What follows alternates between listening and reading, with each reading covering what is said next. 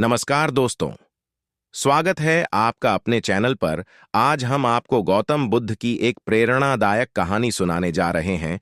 यह कहानी गौतम बुद्ध और उनके शिष्य के बीच हुई एक महत्वपूर्ण घटना को दर्शाती है, जिसमें बुद्ध ने अपने शिष्य को डर से मुक्ति का मार्ग दिखाया। बुद्ध ने समझाया कि डर हमारे मन की एक कल्पना है, जो तब तक वास्तविक नहीं होती जब तक हम उसे सच मानते हैं। उन्होंने सिखाया कि डर का सामना करना और उसे स्वीकार करना ही उससे मुक्त होने का एकमात्र तरीका है। यह कहानी हमें बताती है कि आत्मनियंत्रण और ध्यान से हम अपने मन में पैदा होने वाले भय को खत्म कर सकते हैं और शांति का अनुभव कर सकते हैं। चलिए शुरू करते हैं। एक समय की बात है, जब गौतम बुद्ध अपने शिष्यों के साथ एक जंगल से गुजर रहे थे। एक दिन उनके एक शिष्य को बहुत डर लगा। वह शिष्य हमेशा चिंता में रहता था कि कहीं उसे कुछ अनहोनी न हो जाए, सांप, जंगली जानवर या कोई और खतरा। उसकी रातें डर से बेचैन रहती थीं और वह कभी ठीक से ध्यान भी नहीं कर पाता था। शिष्य ने अपने डर के बारे में बुद्ध से बात की।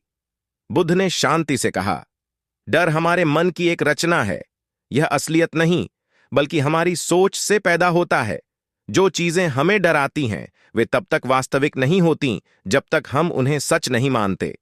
बुद्ध ने शिष्य से कहा, आज रात इस जंगल में अकेले ध्यान करो और अपने डर का सामना करो।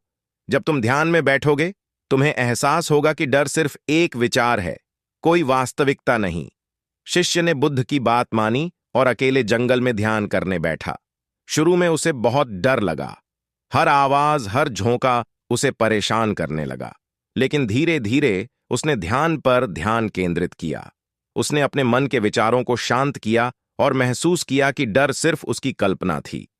जैसे ही उसने अपने डर का सामना किया, उसे एक गहरी शांति का अनुभव हुआ।